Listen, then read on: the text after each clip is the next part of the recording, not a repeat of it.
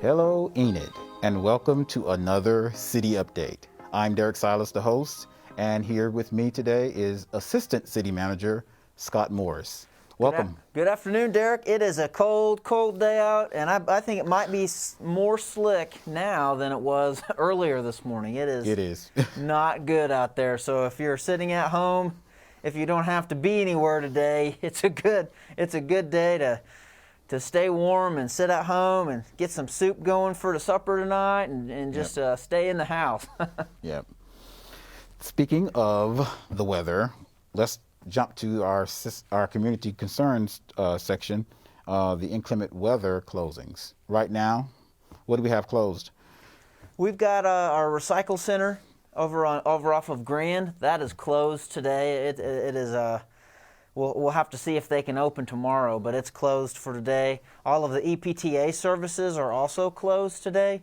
Metal Lake Golf Course is also closed. Their pro shop is closed as well.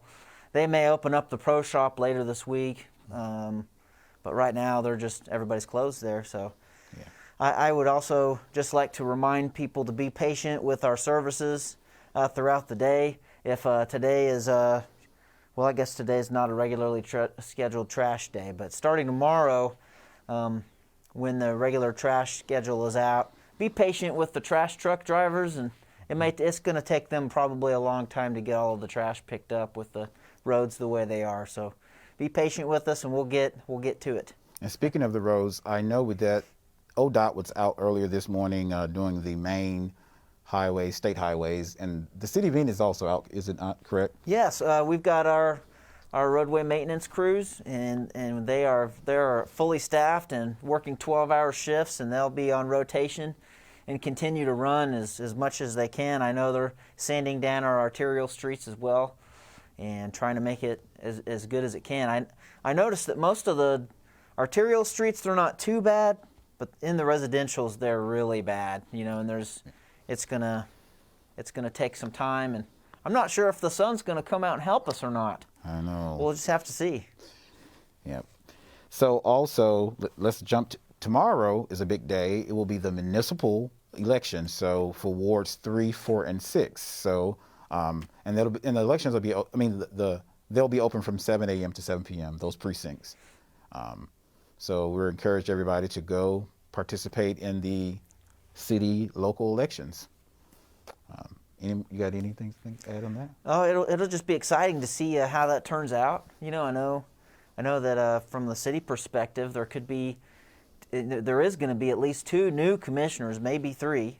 So it'll be interesting to see how that turns out, so that we can, start working with these new commissioners and help them to do the best service they can for the community they represent.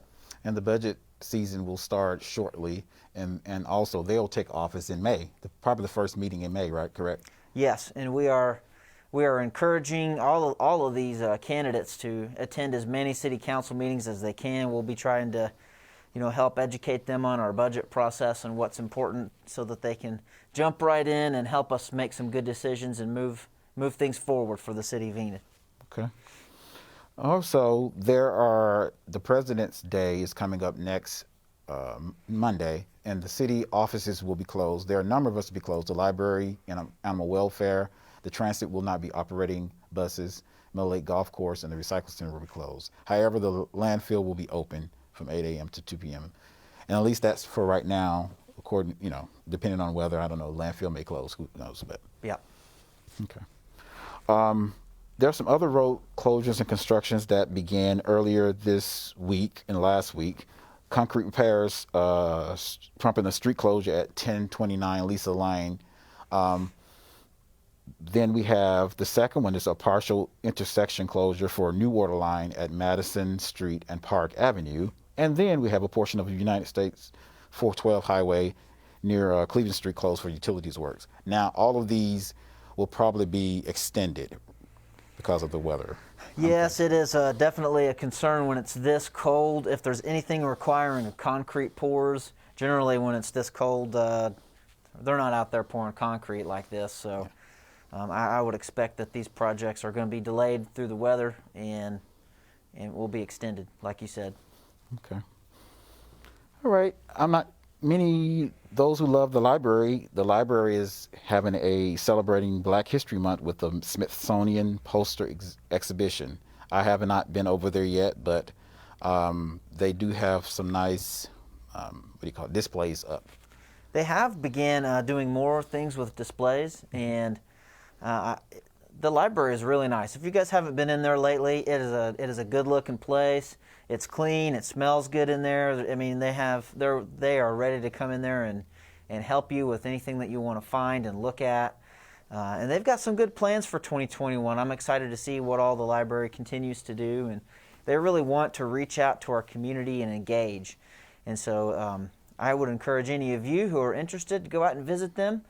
They do have websites, and they have some different programs that they do online, and jump in there and get involved. It looks like there's a picture of some displays that they have up now, so they're doing a great job over there at the library. I agree. Now let's get into the next section, which we really highlight our departments that do a lot of the work in the community. And this is from the weekly update from last week. Of course, we have an intern, Kirby Scott, and last week he did an editing of 4 More Reasons to Visit Enid, and he also participated in the study session. He did the camera operation for the live study session.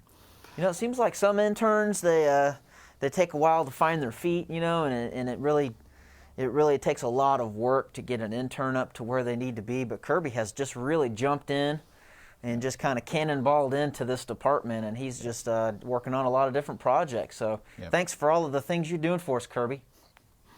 Yep.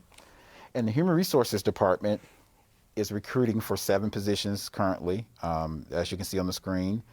And you can also see the minimum wage and also the application deadlines for those positions. Some are going to be Monday, as of Monday. Some actually this week the application deadline will be due. So go to enid.org/careers if you're interested in any of these positions. The Public Works Department division, fleet management, the crews here are repairing a cooling system on the truck in the city's fleet, and we want to thank them for all that they do for our fleet. If it was for them, we would be out of our trucks would be down, or the police cars, what have you, would not be in working order. So we appreciate all they do. Then you have the Parks and Recreation Department. Here the crews are making concrete forms for the disc golf tee boxes at Meadow Lake Park, which is neat. I think that was in October when they actually put up the 18 holes or the 18 baskets at Meadow Lake. And you know, Derrick, there were people there on Saturday. Even in the cold this Saturday, there were people out playing disc golf on Saturday. So just about every time that I've gone by, there's somebody playing out there.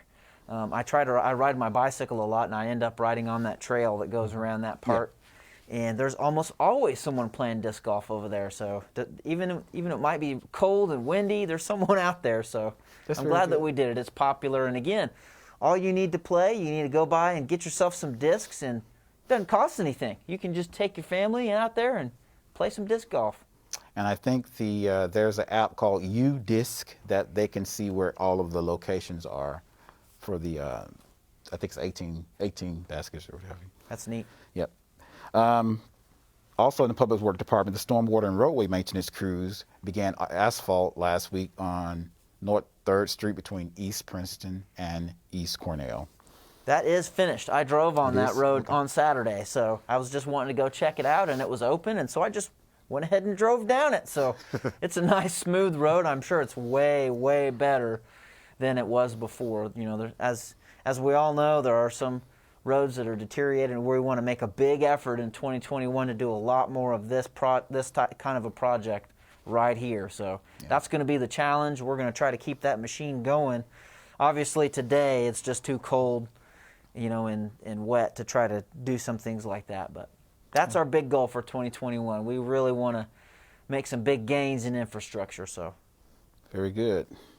Our next department, Technical Services, also in the Public Works Division. Here are the crews replacing bulbs at South Johnston and West Garriott.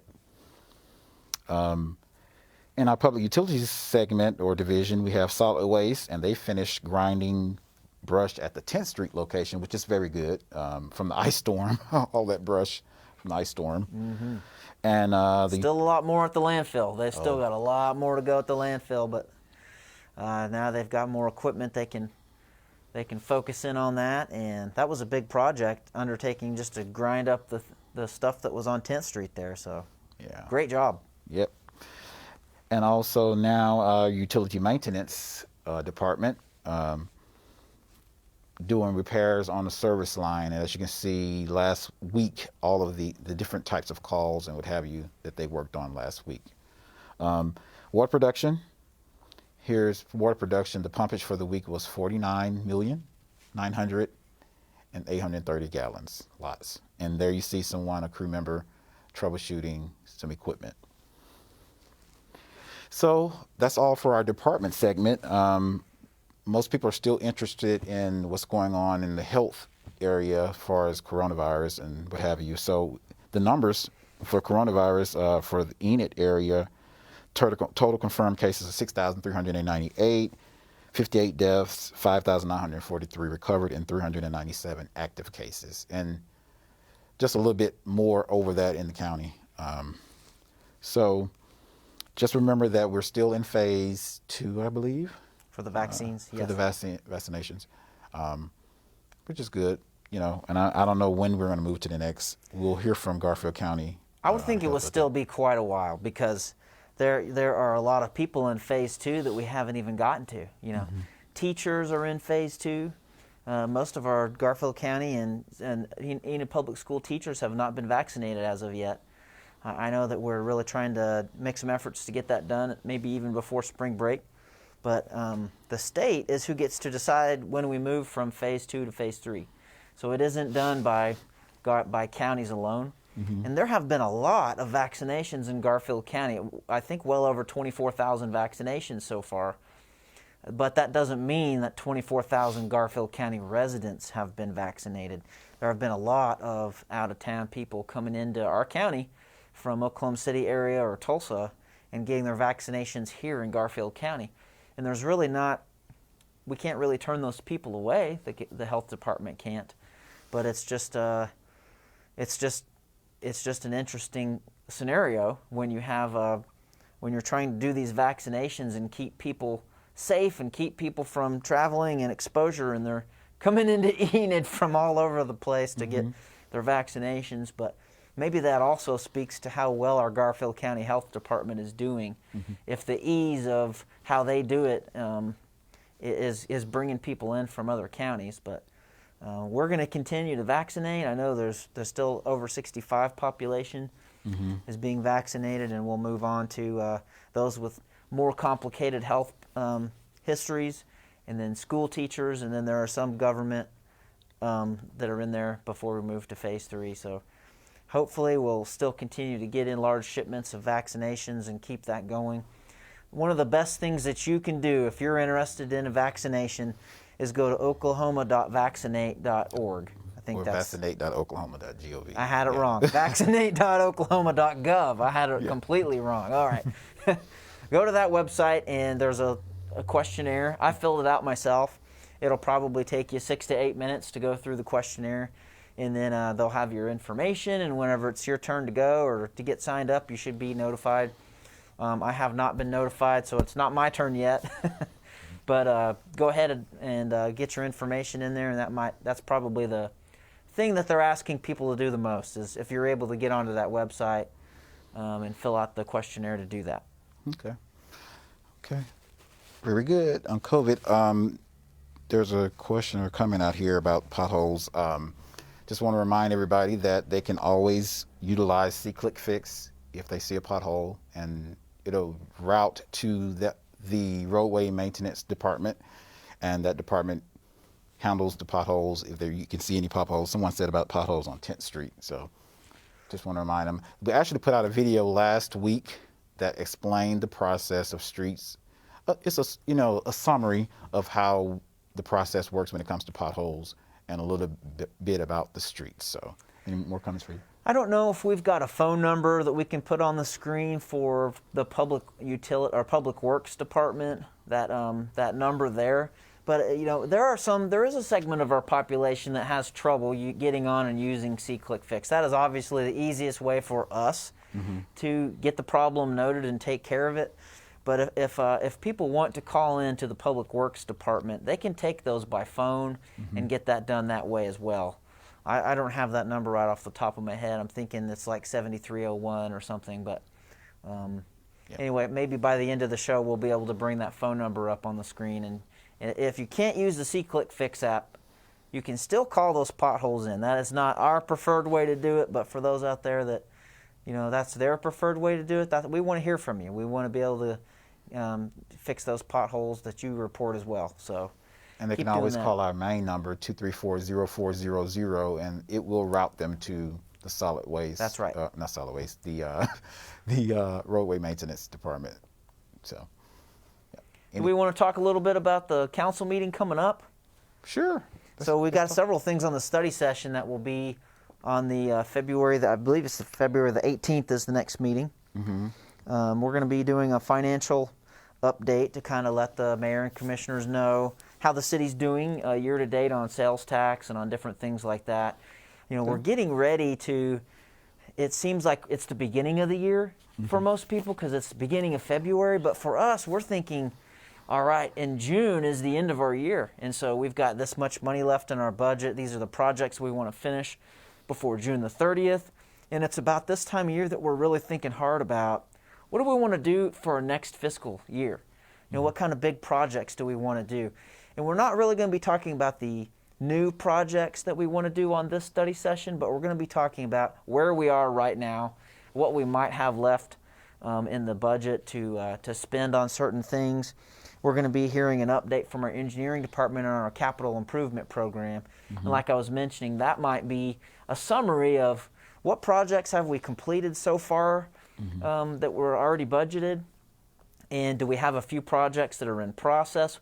What projects are ready to be bid out and sent in? So we'll get an update on that. And another thing that'll be on our study session, I don't know if you've ever seen these, Derrick, but in Oklahoma City and other really populated downtown areas, there's these little electric scooters that you can get an app on your phone. Yes. And you can ride these scooters around downtown. And I've went down there before to Oklahoma City to a Thunder game, and we got some of those scooters and drove around and went to some restaurants and things before the game.